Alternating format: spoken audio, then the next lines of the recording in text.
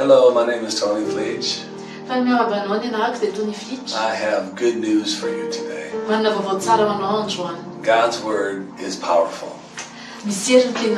to those who believe. So in the book of 1 John chapter 5, the Bible tells us in verse 4, for whatever is born of God overcomes the world. Have you been born of God? Or have you been born again? When you are born again, you come into the kingdom of God. And this is the victory that overcomes the world, even our faith.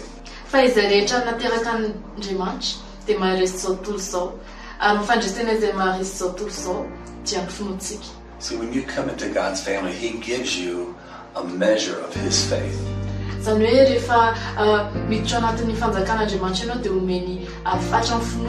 So you can be an overcomer. Faith is the victory. Your faith in God's word will give you what you need from Him. Your faith in God will give you authority over the devil.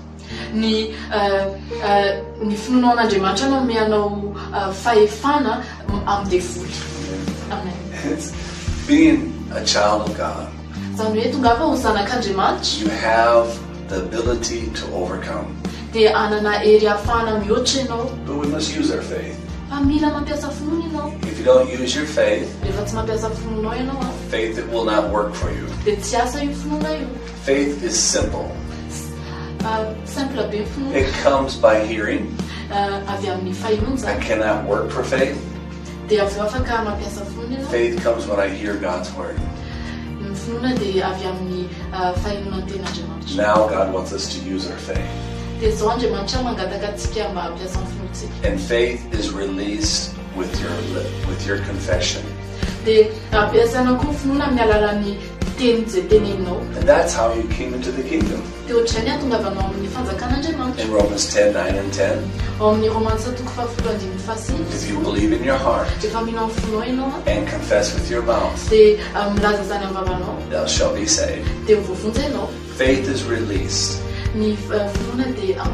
when you speak the word.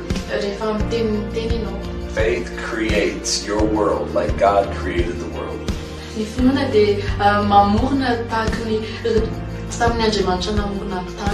God said, let there be light.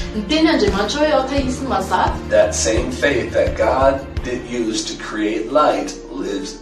We have the same faith.